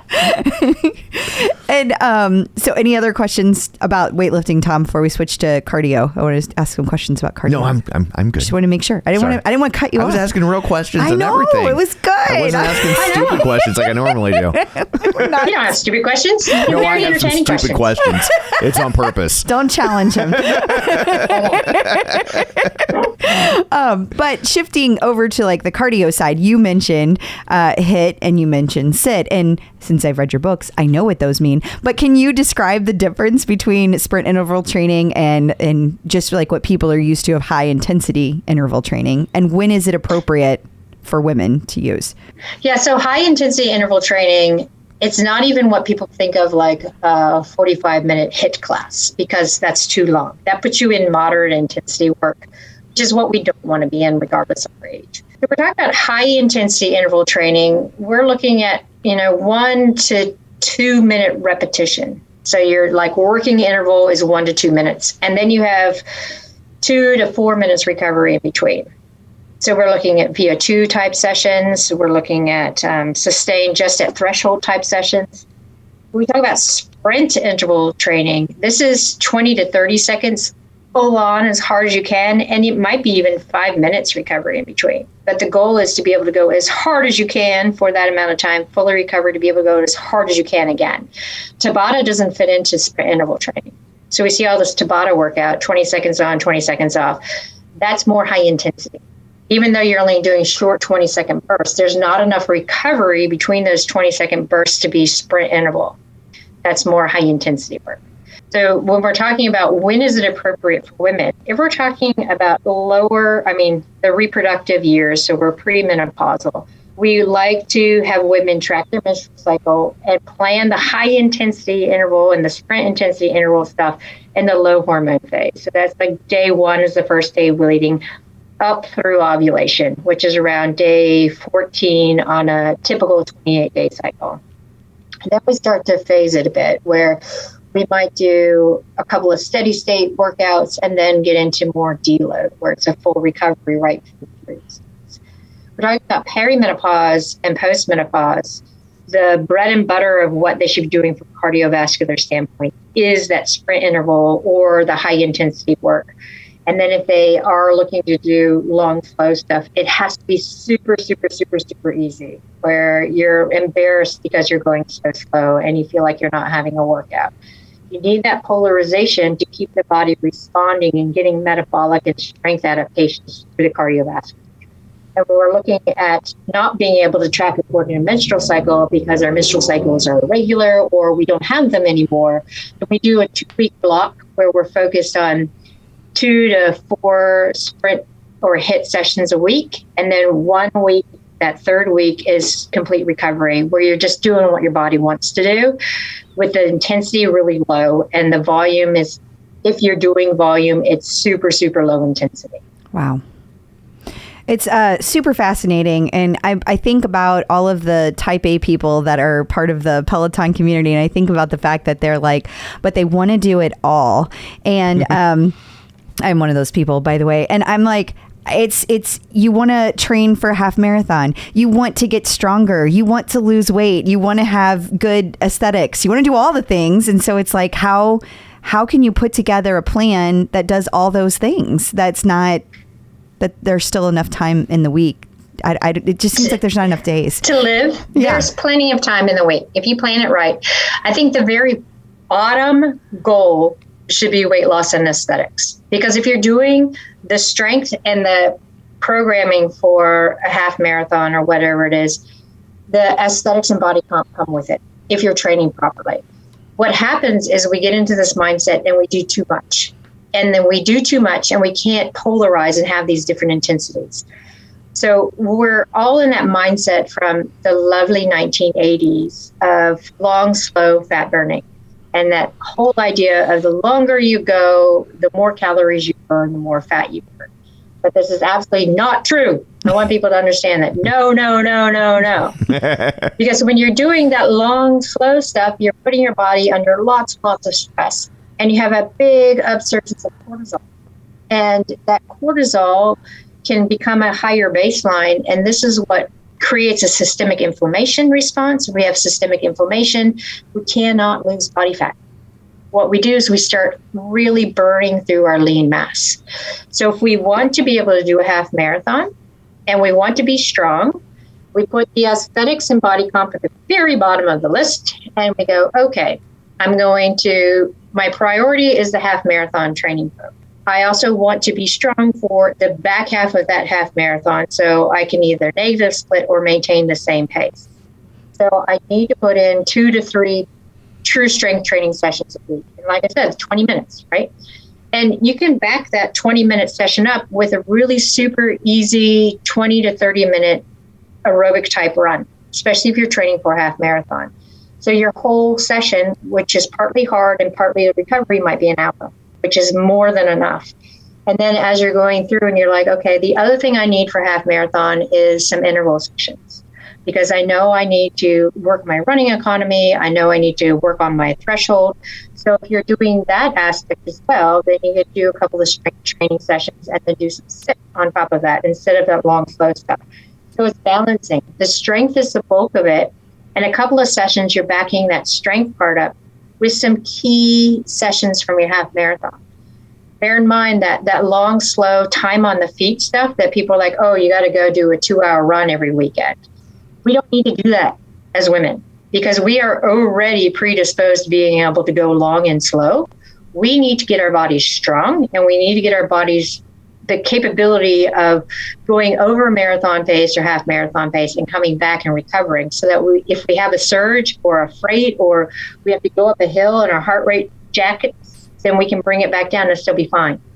But you can't do that if you don't teach your body how to do that polarization. So when we're looking at how do we plan it out, yes, here's that 14 or 16 week half marathon program.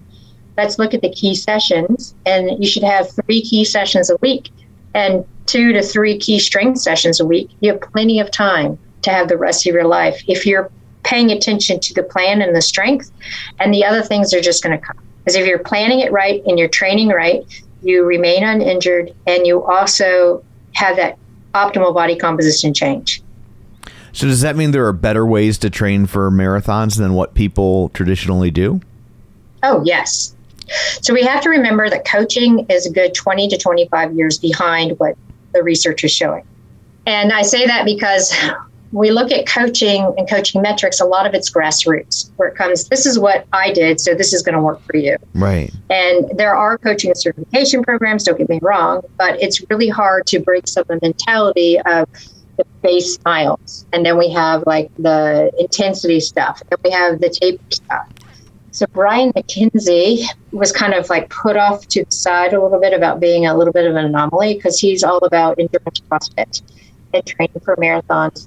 But the ethos of what he's bringing in, where we have the base of strength, we do some really good polarized stuff, and then we balance that or we complement that with a couple of long sessions, is the way that people are now looking at training for a marathon. The idea of having to increase your mileage 10% a week and doing your long, slow runs on the weekend and maybe a track session on a Tuesday is so, I guess, stale with regards to how people should be training for marathons. If we take that whole stance that I just told you about, let's get the strength work and then pick out key sessions, you end up doing less volume, which makes people nervous because of the mentality of, I need a lot of volume. But their bodies are so resilient because they're strong and they have been able to maintain an injury-free and an illness-free status that they can go nail that marathon, even though the longest run they might have done is 2 hours. Wow. That's crazy. It is. And fascinating. Yeah. Such the opposite. Yeah. And 25 years back, like that sounds like my wardrobe. I know. 25 years back. Mine too. Oh, wait, no. We're not old enough. We're talking like our toddler I still outfits. wear Garanimals. It's there we it's the go. only way I can get things to match. Yeah. I still have my Wonder Woman underoos. I do too. All right. What? No. Oh, you guys are funny. So, okay, is there anything else that people should focus on when it comes to like Peloton offerings to be able to reach their goals that we haven't touched? I mean, I know this is just a ginormous subject, so I know you could talk about this all day, but is there anything in particular that you would like to make sure people know about? I think one of the big things is that when we get wrapped up in like all the offerings, right, we forget to plan. Yeah. We forget what our big end goal is. And it can be an end goal for each month. It can be an end goal for 6 months from now. But you have to have the idea of, why am I doing this? Yes, exercise is great, right? But if we do too much of it, it's an extreme that our body doesn't like. Just the same when we do too little of it. So if you're looking at everything that's there and you have a plan and you're like, okay, for these 3 weeks, I'm going to focus on. So then you go and look at all the offerings like, hey, that's strength oriented, that's strength oriented. So it gives you really good metrics to work within. And like I said, our bodies really, really want to have change. That's how we can adapt a lot faster. Because if we keep doing the same thing over and over and over and over, we might just get into that rut. Oh, yeah, I'm going to show up to Nadine's class today because she's a great coach. And I'm going to keep doing her class because she's a great coach. You don't see any change because your body's not getting it. So just have it in your head. What am I doing for this month? What am I doing to get to the 6-month goal? So we tend to just fall into whatever is there, whatever looks good on the day. Yeah. But really having a plan is so important. I mean, when you look at elite athletes, they don't just show up training on the day and not have a plan, right? So if we take an eye to what's going on to maximize our time in life and minimize our worry to get maximum benefit, we have to have a plan. Makes perfect sense. Absolutely. Yeah. Well, thank you so much for taking time out of your very busy day to join us. We greatly appreciate it. This has been fascinating, even for a boy. Awesome. And before we let you go, let everybody know where they can find all your books and things and stuff. Our website has a list of everything, and there are links there to get the book. So it's drdrstacysims.com. As I try to tell everyone, I'm a big proponent for supporting the little person. So if you have a local bookseller, right, you want to go to them and ask, hey, can you get these books in for me? And they're more than happy to, because, you know, in the era of Amazon and big box shops, people are starting to struggle more. So try to support local as much as you can. So that's on the books. And then everything else we're doing, you can find on social media for Facebook, Instagram, and again, our website. And you can sign up for our free newsletter that gives you insight into what we're up to and gives you some information every 2 weeks. Something new and exciting every 2 weeks. So, yeah. Yeah, and since you're not going to say it, I'm going to plug it for you. You've got that new menopause course coming out that I'm very excited about. Yes. And how often do you hear the words excited and menopause in the same sentence? I know. It's good. Changing the language. Yay! Awesome. Thank you.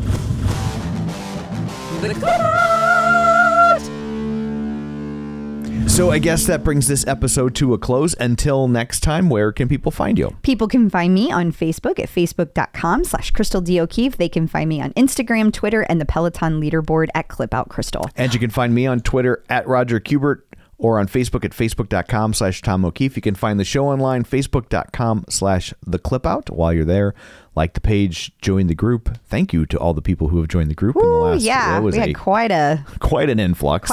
Welcome. Yes, welcome. I make dick jokes. So thank you very much for that. And you can also, don't forget our YouTube channel where you can watch these episodes, youtube.com/theclipout. So that's it for this one. Thanks for tuning in. And until next time, keep pedaling and running.